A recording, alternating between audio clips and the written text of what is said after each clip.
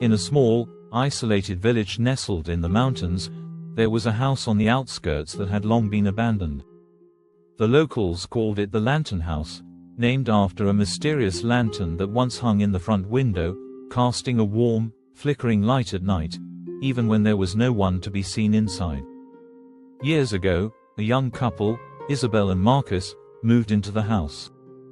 It was a dream home for them, quiet, peaceful, surrounded by nature. However, the villagers spoke little about the house. They whispered that no one stayed there for long, though no one could explain why. The couple, naive to the stories, ignored the rumors. It began one foggy evening. Isabel, curious about the history of the house, found an old, dusty journal in the attic. It belonged to the house's original owner, a man named Elias Grant, who had vanished mysteriously many years ago. The journal contained strange, cryptic notes about a lantern that showed the way to those who had lost their soul. Intrigued, Isabel showed the journal to Marcus, but he brushed it off as nonsense. As the days passed, strange things began to happen. The lantern in the front window, which had never been lit in years, flickered to life one evening. The glow was soft at first, but it grew brighter each night, casting shadows that seemed to move on their own. Isabel started seeing strange shapes in the fog, figures that appeared and vanished in the blink of an eye. One night, Marcus stayed late in town for business. Isabel, alone in the house, decided to investigate the lantern. It was almost as if it was calling her, urging her to step closer. As she approached the house, the air grew colder, and an eerie silence took over. The lantern's glow was almost blinding now, pulsating like a heartbeat. Isabel felt a strange compulsion to touch it.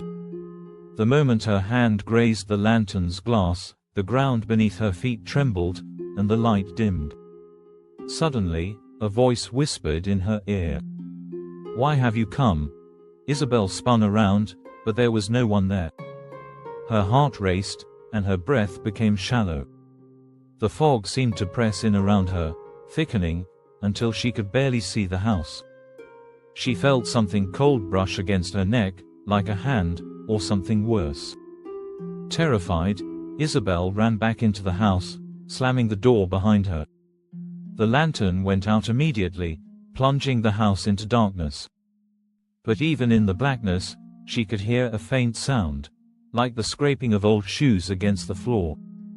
It was Marcus, home early from his trip, or so she thought. She called out his name, but the sound that answered her was not his voice. It was guttural, hollow, like something that had not spoken in decades.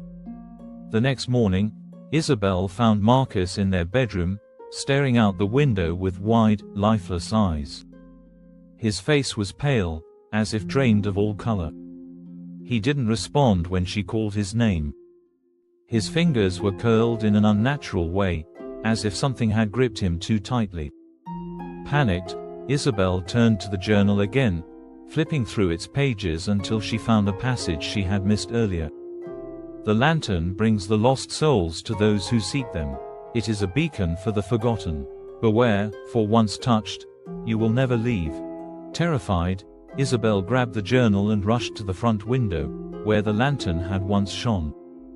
As she looked out, she saw figures standing in the fog, their forms twisted and distorted.